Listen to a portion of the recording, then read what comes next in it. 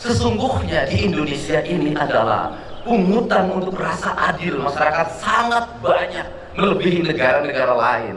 Tetapi kenapa yang menjadi problem? Justru keadilan belum terwujud. Dalam kaidah anggaran, jangan sampai biaya rutin pegawai, tunjangan jabatan, perjalanan dinas, ongkos kantor, belanja ATK jauh lebih besar daripada belanja untuk kepentingan kemakmuran rakyat itu sendiri.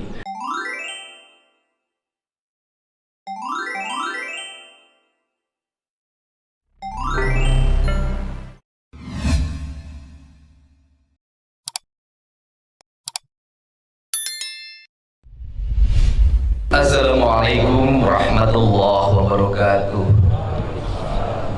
Alhamdulillah wa syukrulillah wa nikmatillah, la haula wa la quwata illa billah. Allahumma sholli ala sayyidina Muhammad wa ala ali sayyidina Muhammad. Hadirin sidang Idul Fitri yang berbahagia, maka tugas pemimpin sebagai Gubernur Jawa Barat hari ini adalah bagaimana membangun rasa empati antara pemimpin dengan rakyatnya, bukan dengan ucapan tetapi dengan tindakan. Maka empati itu harus dilakukan dengan melakukan tindakan-tindakan yang nyata dan terukur, dengan memiliki tanggung jawab pada 8 asnaf yang terus-menerus dalam setiap tahun kita santuni melalui zakat, infak, dan sedekah. Tetapi di balik itu, seluruh aparatur negara harus memiliki kesadaran yang kolektif bahwa kita semua adalah para pemegang kebijakan yang di dalamnya memiliki kewajiban untuk memberikan rasa aman, memberikan rasa bahagia, memberikan rasa sejahtera, bahkan mengangkat derajat mereka dalam tahapan dan tingkatan hidup yang sama, yaitu 8 asnaf. 8 asnaf dalam kaidah Islam dilakukan pada zaman Rasulullah SAW. Pada saat itu masyarakat hanya diwajibkan membayar zakat, tidak diwajibkan membayar pajak. Sedangkan kita pada hari ini para penyelenggara negara, baik eksekutif maupun legislatif, memegang kapasitas melakukan pengelolaan terhadap anggaran belanja dan pembangunan negara atau APBN, APBD, anggaran belanja dan pembangunan daerah Provinsi Jawa Barat. Yang paling mendasar adalah bagaimana anggaran itu terdistribusi untuk mewujudkan rasa adil pada 8 asnaf itu. Karena apa? Karena pada zaman Rasulullah, zakat memiliki fungsi pengelolaan negara yang dikelola oleh Baitul Mal. Sedangkan kita hari ini memiliki kedua anggaran. Yang pertama, Basnas mengelola keuangan melalui pembayaran zakat. Yang kedua, negara melakukan pengelolaan keuangan melalui APBD. Di balik itu ada infak dan ada sedekah. Justru kemiskinan belum tertangani. Justru orang-orang tidak mampu sekolah, tidak mampu membeli baju seragam, tidak mampu membeli sepatu. Banyak pungutan di berbagai tempat. Sesungguhnya kita yang sholat dalam setiap hari 5 waktu, kita ini melakukan pengkhianatan terhadap apa yang menjadi tugas dan kewajiban kita sebagai penyelenggara negara. Alangkah malunya kita di hadapan Allah di negeri yang beriman dan beramal soleh ini, ketika pungutan negara ada, pungutan zakat ada, tetapi rasa adil belum terwujud. Berarti kita sebagai penyelenggara negara belum bisa memaknai dan memahami Islam secara paripurna. Untuk itu kami sampaikan bahwa pemerintah Provinsi Jawa Barat menyampaikan permohonan maaf yang sebesar-besarnya. Karena sebagai penyelenggara negara, pengelola keuangan daerah, kami belum bisa mewujudkan seluruh apa yang menjadi cita-cita dasar proklamasi, menjadi cita-cita dasar keislaman kita. Dan kami dalam setiap detik, setiap menit, setiap jam, setiap hari, setiap minggu, setiap bulan, dan setiap tahun hanya bisa mempertanggungjawabkan secara administratif, secara yuridis, tetapi kami tidak bisa mempertanggungjawabkan secara paripurna. Kaidah Islam mengajarkan tidak dibedakan antara dunia dan akhirat. Dunia dan akhirat itu satu kesatuan. Perbaikan dunia akan melahirkan kebaikan di akhirat.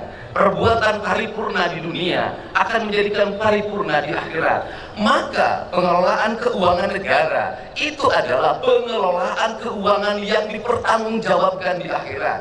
Bukan hanya berpegang teguh pada prinsip-prinsip yang menjadi kewajiban penyelenggara negara, tetapi di balik itu memiliki hakikat. Sesungguhnya pemangkasan anggaran, belanja rutin pegawai diturunkan, kemudian diarahkan 70% belanja untuk kemakmuran rakyat. Itu adalah bagian dalam memahami ajaran Islam secara esensial.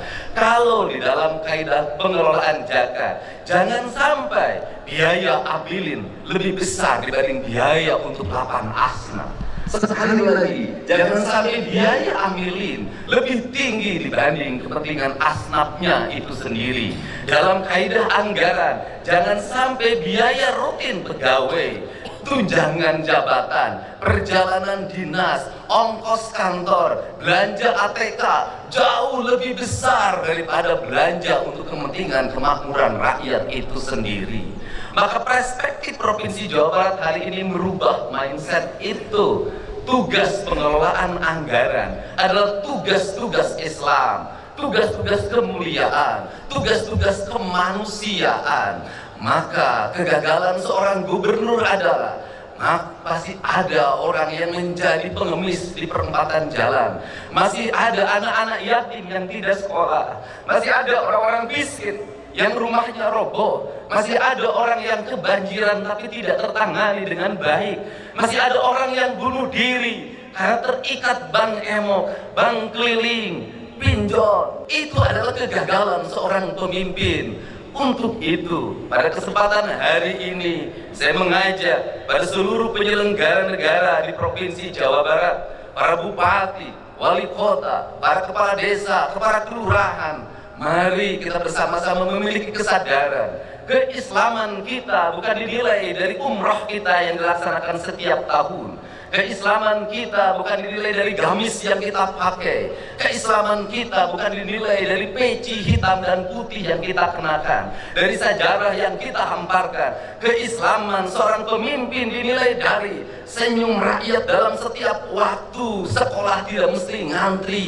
Senyum rakyat dalam setiap waktu makannya tepat dan bergizi. Senyum rakyat dalam setiap waktu jalannya halus. Senyum rakyat dalam setiap waktu pupuk tidak sangat mudah didapatkan. Senyum rakyat dalam setiap waktu ketika sakit di rumah sakit, negara tampil dan hadir untuk mengobatinya. Dokter dan para medis tanpa membedakan kaya dan miskin datang dengan penuh senyumannya. Senyum rakyat dalam setiap waktu ketika seorang yang melahirkan penuh dengan kenyamanan, bayi yang terlahir dilayani oleh para medis dengan senyuman. Maka adalah kehinaan bagi seorang pemimpin apabila di Jawa Barat masih ada orang yang meninggal, mayatnya tak bisa pulang, ditahan di rumah sakit karena belum bisa bayar atau BPJS-nya nunggak. Bayinya ditahan di rumah sakit karena belum bisa bayar atau BPJS nunggak. Anak-anak tidak bisa sekolah, orang-orang miskin makan hanya dengan garam, rumah roboh atau bocor, sedangkan negara abai dalam fasilitasnya digunakan hanya untuk kepentingan pribadi, keluarga dan golongannya. Untuk itu, marilah kita jadikan kesadaran 1 Syawal 1446 Hijriah ini adalah sebuah kesadaran kolektif, kesadaran ritual dan spiritual kita sudah sangat tinggi. Pejabat umroh ngantri, orang-orang kaya umroh ngantri, masjid-masjid Jumat penuh, mimbar-mimbar penuh, ceramah-ceramah dalam setiap waktu. Itu baik, tetapi lebih baik secara substansial adalah dana-dana yang kita miliki digunakan untuk menangani orang-orang fakir, orang-orang miskin, kaum mustadaifin, kaum du'afa, orang-orang fafa, orang-orang yang merintih dalam setiap waktu meminta pertolongan tapi abai orang untuk menolongnya. Kesadaran itulah yang diperlukan oleh negeri hari ini. Maka jihad kita para pemimpin hari ini adalah jihad menahan hawa nafsu kita untuk menyerap anggaran untuk kepentingan kita. Kemudian kita mengorbankan diri kita, emosi kita, keinginan kita untuk membelanjakannya untuk kepentingan masyarakat yang lebih luas, agar kita kembali pada kesadaran Undang-Undang Dasar 1945, agar kita kembali pada kesadaran keislaman kita. Maka terakhir, andai kata di sebelah kanan kita ada bangunan yang dibangun dengan angka 60 juta gulden, dengan tingkatan 6 ke atas dalam bentuk tusuk sate, dilakukan oleh pemerintah kolonial Belanda, oleh POC yang hidupnya hanya dari perkebunan teh, perkebunan karet, perkebunan Cina. Mereka mampu membangun jalan-jalan yang berkualitas, mereka mampu membangun bangunan-bangunan yang berkualitas yang masih digunakan oleh kita hari ini. Mereka mampu membangun bendungan-bendungan yang berkualitas. Pertanyaannya adalah, kenapa kita yang mengklaim kaum pribumi itu tidak mampu mengelola perkebunan? Jangankan membangun gedung seindah gedung sate, hanya mengelola kebunnya saja sudah tidak mampu dengan dikontrakkan kepada pihak lain, yang melahirkan longsor, kekeringan. Betapa kita sebagai beragama punya rasa malu di hadapan Allah Subhanahu wa Ta'ala. Betapa kita sebagai bangsa yang berpancasila merasa malu oleh POC. Oleh POC saja kita sudah kalah dalam melakukan pengelolaan, apalagi oleh bangsa lain. Untuk itu, mari kita bersama-sama tinggalkan keegoan ritual kita. Mari kita bersujud dan mohon ampunan kepada Allah Subhanahu wa Ta'ala. Dan bentuk pengampunan Allah Subhanahu wa Ta'ala, saya meyakini, akan turun pada kita mana kita memiliki kesadaran bahwa kita adalah makhluk yang salah dalam pengelolaan kebijakan. Marilah kita minta maaf pada anak-anak miskin yang tidak bisa sekolah. Marilah kita minta maaf pada orang-orang miskin yang mereka masih tak sanggup makan sebaik makannya kita. Marilah kita minta maaf pada orang-orang fakir yang harus dia mencuri hanya untuk kebutuhan melahirkan keluarganya. Marilah kita minta maaf pada mereka, tinggalkan keangkuhan dan kesombongan kita. Semoga 1 Syawal 1446 Hijriah ini menjadi tahun kesadaran kita bahwa kita telah salah menjadi penyelenggara negara, dan kita akan merubah seluruh kebijakan-kebijakan itu. Dan saya menyampaikan permohonan maaf pada seluruh masyarakat Provinsi Jawa Barat apabila penyelenggaraan pemerintahan belum sesuai dengan apa yang diharapkan, apabila lama layanan rumah sakit belum sebaik yang diharapkan, apabila layanan pendidikan belum sebaik yang diharapkan, apabila layanan kesejahteraan publik belum sebaik yang diharapkan. Semoga kesadaran itu menjadi kesadaran emosional, kesadaran spiritual, kesadaran moral, emosional, dan spiritual. Dalam istilah orang Sunda disebutnya budi pekerti. Semoga kita masuk dalam kaidah yang tidak lagi geni secara intelektual, tetapi kita menjadi kaidahnya adalah kaidah orang yang paripurna secara budi pekerti. Wallahu muwaffiq ila aqwamit thoriq. Assalamualaikum warahmatullahi wabarakatuh.